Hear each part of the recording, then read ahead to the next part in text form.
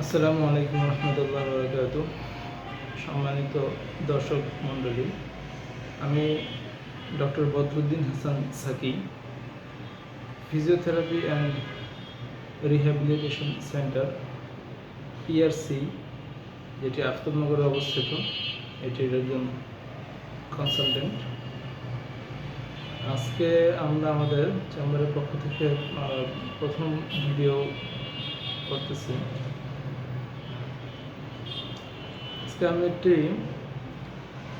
আজকে আলোচনা করা যাক যে ফিজিওথেরাপি আসলে কি। আমরা সবাই এখন বর্তমানে ফিজিওথেরাপি এই শব্দটার সাথে সবাই পরিচিত। এখন এটা আসলে কি? অনেকে ফিজিওথেরাপি শব্দটা শুনলে মনে করে শুধু মনে হয় এখানে শুধু ব্যায়ামই করানো হয়, বা শুধু হিট দেওয়া হয়, তাপ দিয়ে বা গরম ছ্যাঁক বা বরফ, এগুলোই মনে হয় ফিজিওথেরাপি। বা শুধু যারা খেলাধুলা করে, যারা স্পোর্টস পারসন, ওদের ক্ষেত্রে এটা প্রয়োজন। অন্যান্য সমস্যার ক্ষেত্রে দেখা যায় মনে হয় যেন ফিজিওথেরাপির প্রয়োজন নেই, শুধু ওষুধ খেলেই ব্যথা ঠিক হয়ে যায়। তো আসলে আমি এগুলো নিয়ে আজকে আলোচনা করব। সেটা হলো যে আসলে ফিজিওথেরাপি শব্দটা মানে হলো, ফিজিও মিনস ভৌত, ফিজিক্যাল, ভৌত, বা যেটাকে আমরা আসলে এক কথা বলতে পারি এমন একটা সায়েন্স বা অ্যাপ্লাইড বলা যায়, অ্যাপ্লাইড ফিজিক্স, যেখানে যেহেতু এটা ফিজিক্স, তাপ, চাপ, বিভিন্ন ধরনের ফোর্স, তারপরে বায়ো মেকানিক্স, বিভিন্ন কিছুর সমন্বয়ে যে একটা উন্নত মানের আধুনিক চিকিৎসা পদ্ধতি, যেখানে কেমিক্যাল ড্রাগসগুলোর অ্যাপ্লিকেশন খুবই কম, এগুলোর মাধ্যমে যেখানে ব্যথাসহ বিভিন্ন ধরনের শারীরিক প্রতিবন্ধিতা, প্যারালাইসিস, এই বিষয়গুলোর চিকিৎসা করা হয় এবং পুনর্বাসন করা হয়। পুনর্বাসন মানে হলো যে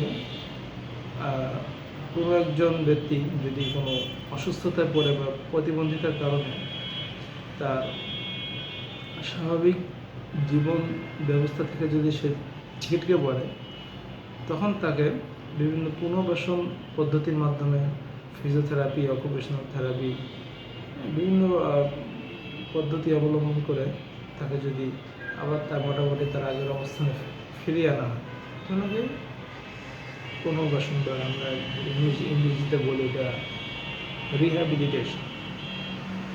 তো এখন এই পুনর্বাসনের একটা গুরুত্বপূর্ণ মাধ্যম হলো ফিজিওথেরাপি।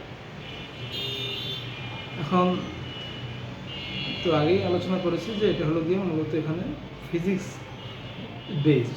এবং বায়ো মেকানিক্স বেসড। তো এখানে ফিজিওথেরাপিতে আমরা আসলে কী করি, বা কী ধরনের কাজ এখানে আমরা করি। এখানে মূলত দেখা যায় বিভিন্ন ধরনের শারীরিক প্রতিবন্ধিতা, বাচ্চাদের বিভিন্ন ধরনের ডিসএবিলিটি, যেমন cerebral palsy, autism, down syndrome, সহ আরও অনেক ধরনের জটিল প্রতিবন্ধিতা আছে।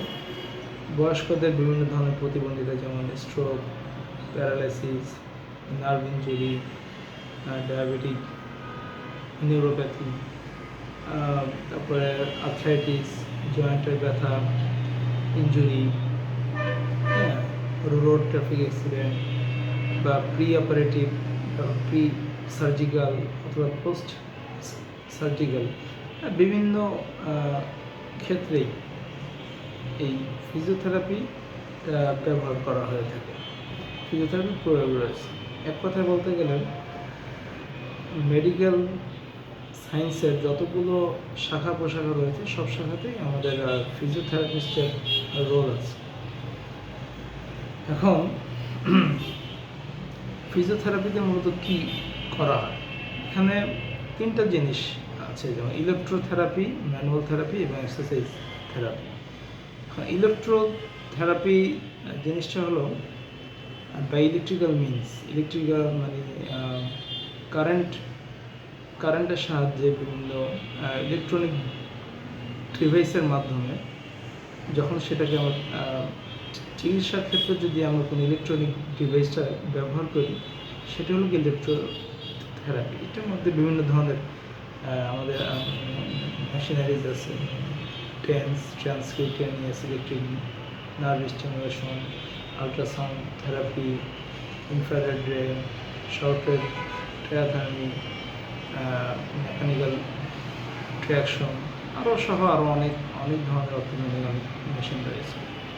এবং আরেকটা হলো কি ম্যানুয়াল থেরাপি। ম্যানুয়াল থেরাপিতে আমরা হাতের সাহায্যে বিভিন্ন ধরনের হাইলি স্কিলড বিভিন্ন ম্যানুভার আমরা পেশেন্টের উপর প্রয়োগ করে থাকি, এবং এটার মাধ্যমে পেশেন্টের যে মাসেল, জয়েন্ট, মুভমেন্ট, এগুলোর যে সমস্যাগুলো, মোবিলিটিগুলো আমরা ঠিক করি। তারপরে জয়েন্টের flexibility, motion, range of motion,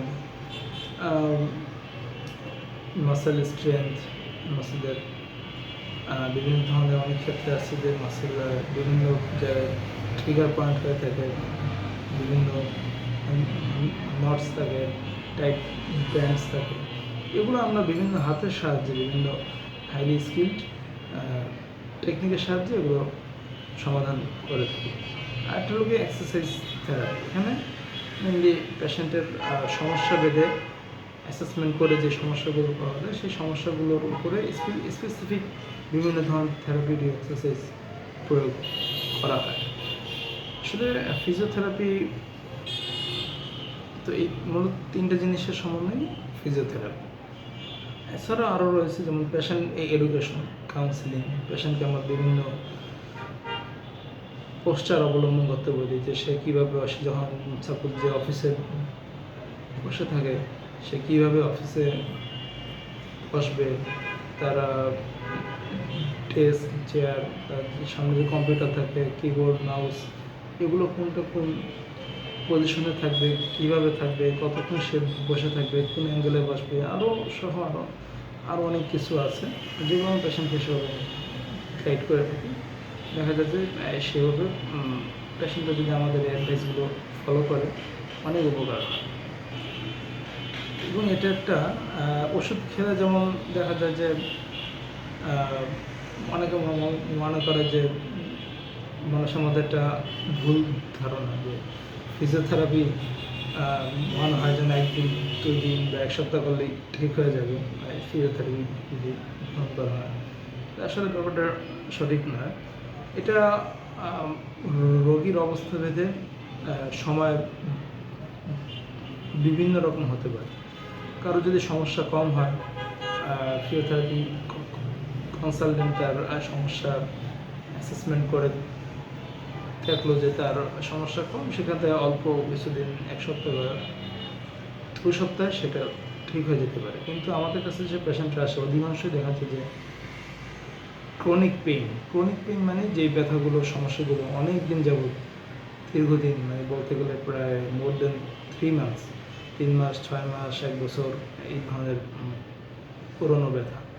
তো এগুলো কিন্তু এত সহজে 1 সপ্তাহে এগুলো ঠিক হয় না, 1 দিন 2 দিনে, এগুলো একটু সময় লাগে।